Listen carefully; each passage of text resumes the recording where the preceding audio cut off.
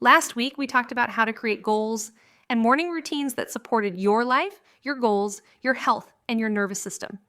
Now, I want to talk about something that most people completely miss, and it's just as important as your morning routine. In fact, it might be more important. I want you to hear this. Most burnout doesn't come from busy days. Most burnout comes from never fully ending the day and stopping to rest. Your evening routine teaches your body whether it's safe to rest. And if your body never feels safe to rest, if your nervous system is always activated and ready for the next crisis, you're going to burn out no matter how good your morning routine is. You can start your day perfectly regulated, but if you're spending your evenings working until midnight or scrolling until you collapse, your nervous system never actually gets to recover. You've been going, and by the time evening comes, you're desperately trying to grab some personal time and wind down, so you stay up late, scrolling or watching TV or working on projects. And this negatively impacts your hormone regulation and increases your next day stress. Your cortisol can't come down. Your sleep quality suffers. You wake up more exhausted than when you went to bed. And then the next day, you're operating from an even more dysregulated place. It becomes a cycle. So by building an evening routine, you're not being indulgent. You're not being selfish. You're actually protecting your ability to recover and show up the next day as your best self. You're breaking the cycle of chronic stress and exhaustion. Last week, we talked about our simpler morning routine. But today, I want to talk about our living evening routine. The first letter is L, and L stands for let go. Release the day, physically and mentally. Stretch. Take a warm shower or bath. Write down lingering thoughts so they don't follow you into sleep. This is about literally releasing tension from your body and clearing your mind of unfinished business so you can actually rest. The second letter is I, and I stands for integrate.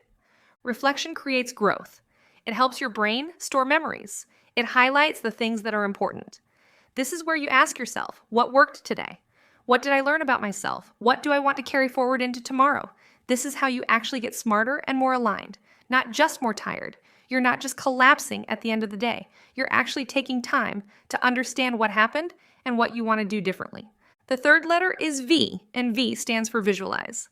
Spend a few minutes picturing tomorrow going well. This primes your brain for success and reduces anxiety. And this is backed up by really cool research from the Cleveland Clinic Foundation. Studies on athletes found that the brain patterns activated when they visualized an action were remarkably similar to the patterns activated when they physically performed it. So visualization isn't about wishful thinking. It's not about pretending everything is going to be perfect. It's about activating the neural pathways that help you succeed. You're literally training your brain for success while you're resting. The fourth letter is I again, and this I stands for intimacy. Connection matters. This could be journaling, prayer, a meaningful conversation with someone you love, quiet presence with a family member. It's about feeling connected and seen and safe before you sleep. It's about your heart being open and settled instead of defended and closed. The fifth letter is N, and N stands for nourish. Signal your body that it's time to rest. This might be herbal tea. Magnesium, a skincare routine that feels luxurious. Soft lighting, calming music. Something that tells your body it's safe to slow down now. It's time to transition from doing to being. Your body needs these signals because if you're working right up until bedtime, your nervous system doesn't know it's supposed to shift gears. You're still in go mode, so you need these rituals to teach your body that rest is coming. And the last letter is G, and G stands for gratitude. Have you ever noticed how your brain is wired to replay the things that went wrong? Regular gratitude journaling can lead to a 25% increase in sleep quality, as it can help reduce worrying thoughts before bed. End the day acknowledging what went right. This improves sleep, resilience, and emotional regulation. Instead of lying in bed thinking about everything you didn't accomplish or everything that went wrong, you're deliberately focusing on what went well. What am I grateful for? What's one thing that went right today? Even if it's small. Maybe it's just that you drank enough water. Maybe it's that you had a good conversation with a friend. Maybe it's that you moved your body. It doesn't have to be huge. But that shift in focus from what went wrong to what went right, that literally changes your brain chemistry before sleep. You're going into sleep from a place of gratitude and peace instead of regret and worry. Here's the bottom line. When you anchor your days with these routines, you're not relying on willpower anymore. You're not waiting for motivation to strike. You're building a structure that supports you. You're creating the conditions for your goals to actually thrive. And that's how real, lasting change happens. It's not dramatic. It's not flashy. It's consistent, daily choices that add up over time to create a completely different life. I want to tell you about a client I worked with. Let's call her Sarah. Sarah was a high-achieving woman. She was running a successful business. She had a family. She was doing all the things that looked successful from the outside, but she was exhausted. She was running on fumes, and every year without fail, she would sit down in early January and set these ambitious goals. Lose 30 pounds, hit a revenue target, build a morning routine, read more, travel more, and every single year, by February, she had abandoned all of it. She came to me feeling like a failure. She said, "Amy, I don't know what's wrong with me. Why can't I just stick to something? Why do I keep breaking my promises to myself?" And here's what I realized when I started working with her. Sarah wasn't broken. Sarah was just setting goals without any foundation. She was trying to build a house on sand. She wasn't asking herself how she wanted to feel. She wasn't anchoring her days with routines that supported her goals. She was just looking at what other successful women were doing and copying their goals without asking whether those goals made sense for her life, her season, her energy level, or what she actually needed. So here's what we did instead. We started really simple. We asked Sarah, if you imagine yourself 1 year from now and you're feeling really good, how are you feeling? What's different? What's changed? And you know what she said? She said, I feel calm. I feel energized, but not frantic. I feel like I actually have time for myself. I feel capable. Just 4 words. Calm, energized, capable, and present. Those 4 words became her North Star. Every decision we made after that, we measured it against those feelings. Does this support feeling calm, feeling energized, feeling capable? Does this move me toward feeling more present in my life? This is so important because according to Dominican University, when you write down your goals, you're 42% more likely to achieve them. But here's the part that really matters. And this is where most people miss it. When you write down your goals and you share them with a friend and you send weekly updates, you're 33% more likely to accomplish those goals than people who just keep them private. Sarah did this. She found a friend to be an accountability partner. She shared her 4 feeling words with her accountability partner. She wasn't just trying to hit numbers. She was aligning her entire year around how she wanted to experience her life. Then we looked at her morning routine, and honestly, it was working against her. She was waking up, immediately checking her phone, immediately stressed about the emails and messages waiting for her. Her nervous system was flooded before she even had coffee. So we introduced something really simple. Just 5 minutes of silence. She would wake up, drink a big glass of water, sit on her porch with her coffee, and just breathe. No phone, no input, no news, no one else's emergency becoming her emergency. Do you know what happened? Within 2 weeks, she told me her whole day felt different. Not because 5 minutes is magic, but because she was starting from regulation instead of reactivity. Think of your nervous system like the thermostat in your home. If you wake up and immediately spike your stress, it's like cranking the heat up to 85 degrees. Your entire system is in fight or flight before you even have your breakfast. But when you give yourself those few minutes of silence, you're setting the temperature to something calm and sustainable. And then the rest of your day happens from that regulated place. What's fascinating is the neuroscience behind this. Research from Harvard University by Sarah Lazar shows us that even 10 to 15 minutes of daily mindfulness or meditation practice can physically change your brain. It increases gray matter in the hippocampus, which is crucial for learning and memory. And it reduces gray matter in the amygdala, which is your brain's fear and stress center. So by giving yourself 5 minutes of silence before you start your day, you're literally rewiring your brain to be calmer and more focused. That's not woo-woo. That's neuroscience. That's your brain physically adapting to support you. Then we added the other elements of the simpler method: intention, movement, nourishment, learning, expression, and gratitude.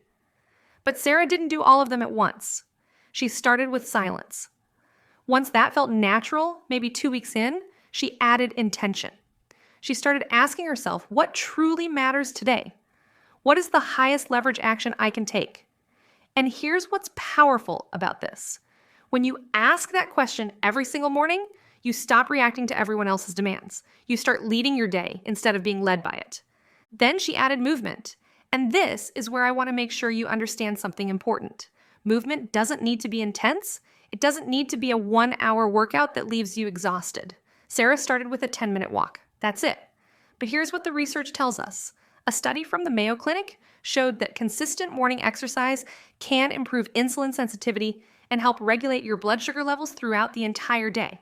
And the stable blood sugar is foundational for stable energy, stable mood, and hormone balance. So when you move your body in the morning, you're not just checking off a workout. You're setting your metabolism up to support your goals all day long. You're literally telling your body, we're awake, we're ready, we're capable. Then came nourishment, and here's a specific one for you. A high-protein breakfast, around 30 grams of protein, has been shown in research from the University of Missouri to improve appetite control and reduce unhealthy snacking later in the day. That's huge. Do you understand what that means? By nourishing your body well in the morning, you're not just feeding yourself, you're stabilizing your energy, reducing cravings, and actually making it easier to stick to your goals throughout the day.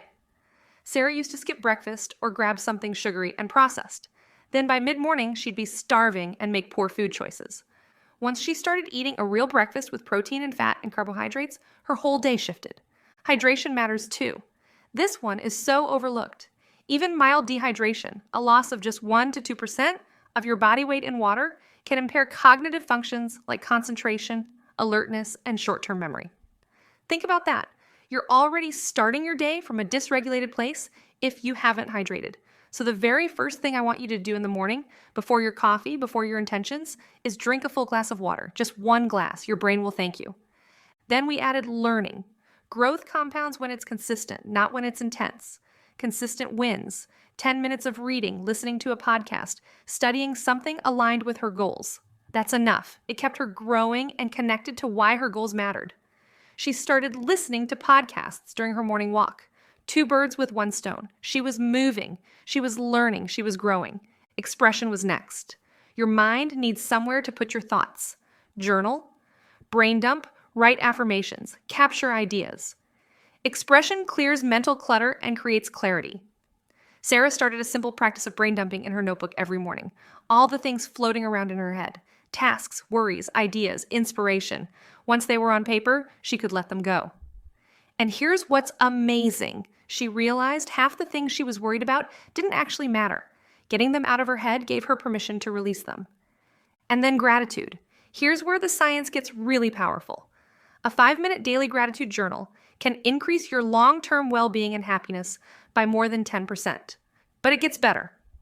Practicing gratitude has been shown to reduce levels of cortisol, the body's primary stress hormone, by 23% in study participants. That's according to the Grateful Heart study. And if you struggle with sleep, listen to this. Regular gratitude journaling can lead to a 25% increase in sleep quality because it reduces worrying thoughts before bed. So by starting your day with gratitude, you're not just being positive or inspirational. You're literally reducing your stress hormones, improving your sleep, and increasing your overall happiness. That's the foundation for actually achieving your goals. But here's the thing that nobody talks about. Sarah implemented all of this and something shifted. But then she came to me and said, Amy, I'm doing everything right in the morning, but I'm still exhausted by evening. I'm still not hitting my goals. And I realized we hadn't addressed the other half of the equation, her evening routine. And this was actually the missing piece. Sarah would work until she was exhausted, and then when she finally got free from work, she would procrastinate on bedtime because she wanted time for herself. So she'd scroll or watch TV or work a little more. And then she'd get 4 to 5 hours of sleep and wake up exhausted. Her whole foundation was crumbling because she wasn't allowing her body to recover. So we introduced the living evening routine. First, the let go. She started with a warm shower and some gentle stretching. She would release the day physically. She'd write down any lingering thoughts so they didn't follow her into sleep. Then the integrate. She'd ask herself, what worked today? What did I learn about myself? What do I want to carry forward? This is how you actually get smarter and more aligned, not just more tired. Then the visualize. She'd spend a few minutes picturing tomorrow going well. And here's something really interesting. Research from the Cleveland Clinic Foundation showed that the brain patterns activated when they visualized an action were remarkably similar to the patterns activated when they physically performed it. So visualization isn't about wishful thinking or pretending. It's about activating the neural pathways that help you succeed. Then the intimacy. For Sarah, this meant a meaningful conversation with her husband before bed. Just presence, just being together. Then the nourish. She'd make herself a cup of herbal tea, do her skincare, dim the lights. She was literally signaling her body that it was time to rest. And finally, the gratitude. She'd end the day acknowledging one thing that went well. Not everything, one thing. Here's what happened when Sarah started implementing her evening routine. She started sleeping better. Within a week, she noticed a difference. Within 2 weeks, her mood shifted. Her cravings decreased. And here's the really important part. She started actually following through on her goals because she had the energy and the mental clarity to do it. Because here's what the research shows us about sleep. People who get 7 to 8 hours of quality sleep per night have better emotional regulation and a more positive outlook. These are foundational for sticking with new goals and habits. A lack of sleep impairs your prefrontal cortex, which governs willpower and decision-making. So Sarah wasn't weak. She wasn't undisciplined. She was just sleep-deprived. And her brain literally couldn't make good decisions. By the end of that first year of working together, Sarah had hit her health goal, not because she was pushing harder or doing more intense workouts, but because she was supporting herself better. She had stable energy. She was making better food choices. She had hit her business goal. Not because she was hustling more, but because she was making clearer decisions from a regulated nervous system. And she had that time for herself she was craving. And here's what I want you to understand about Sarah's story.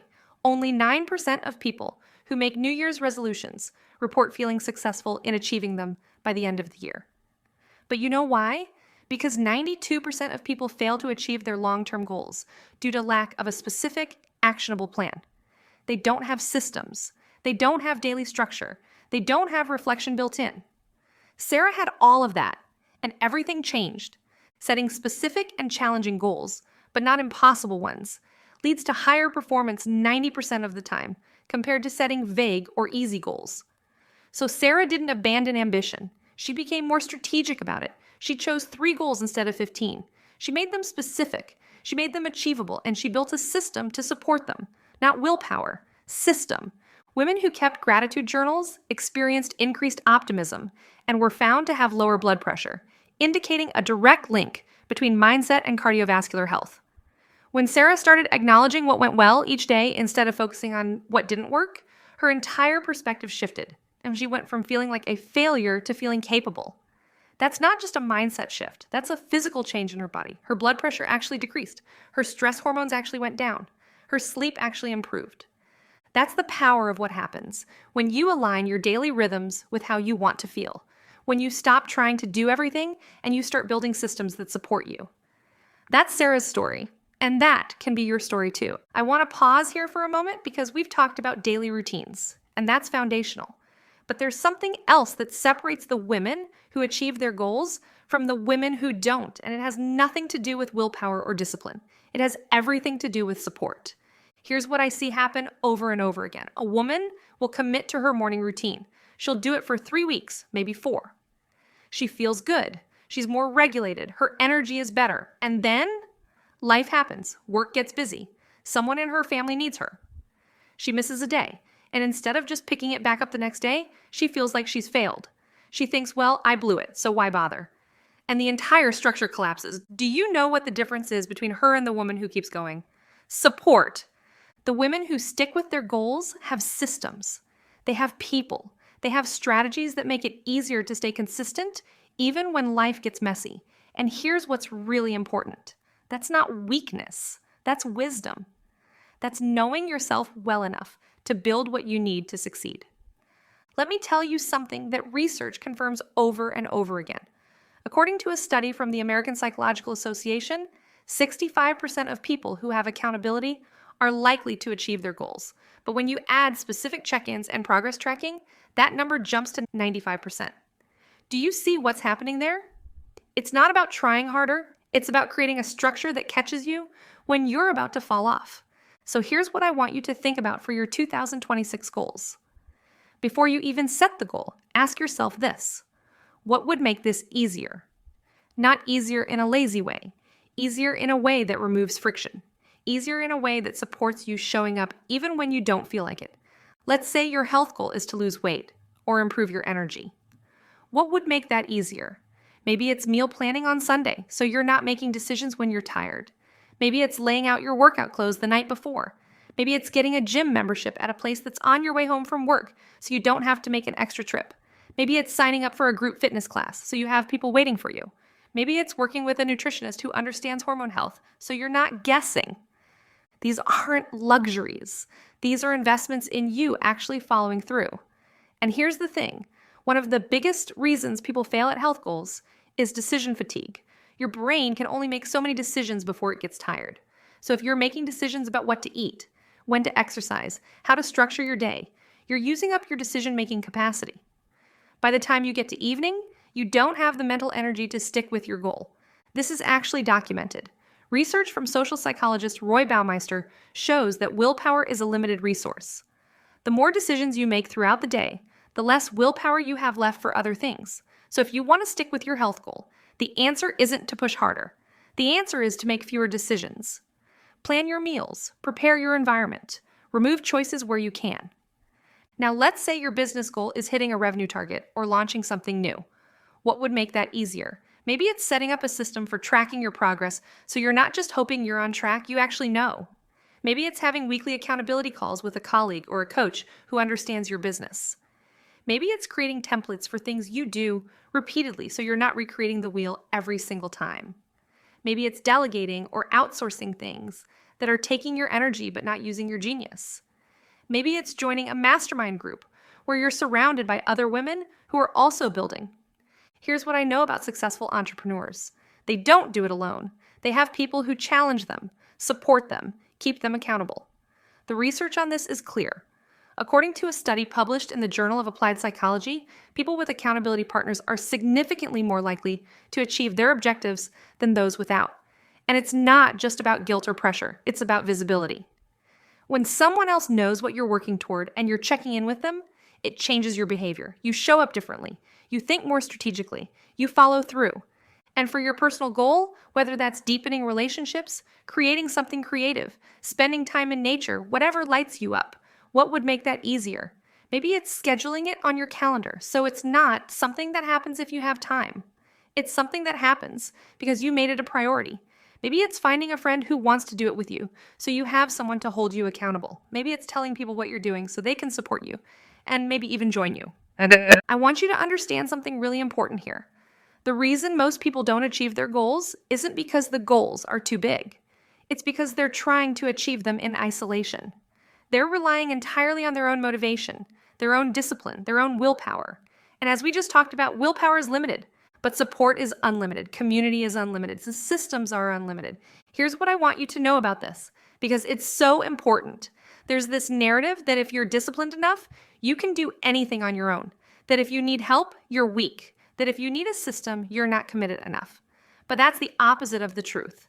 The strongest, most successful people I know are the ones who are willing to ask for help, who are willing to invest in support, who are willing to build systems that work for them instead of pretending they can white-knuckle their way through life.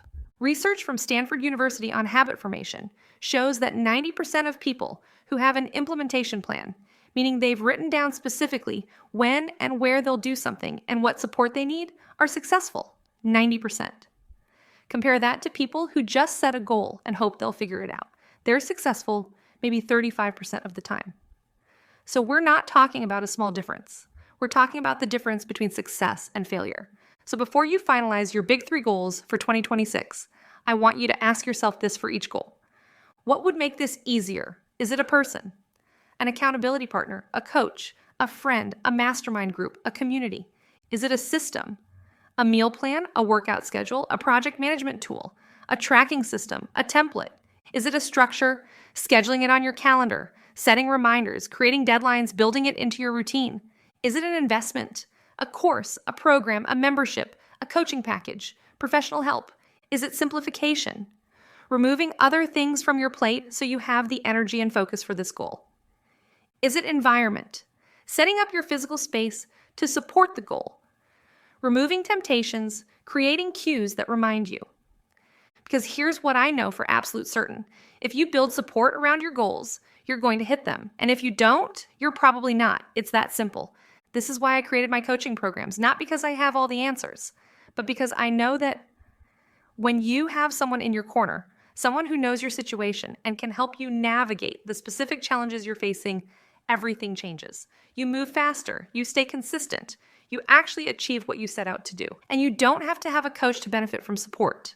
You can find an accountability partner. You can join a group. You can invest in education or tools that make things easier. You can delegate or outsource. You can ask for help from the people in your life. You can build community around your goals. But you have to be intentional about it. You have to recognize that support isn't optional. It's the foundation. So as you're thinking about your big 3 goals for 2026, I want you to also be thinking about your support structure. What do you need? Who do you need? What systems would make this easier? What would need to change in your environment or your calendar to make this goal actually achievable? Because here's the beautiful thing. Once you have the support in place, the goal becomes almost automatic. You're not fighting yourself anymore. You're not relying on willpower. You're working with systems and people who support you. And that's when real transformation happens. That's when you actually move the needle on what matters.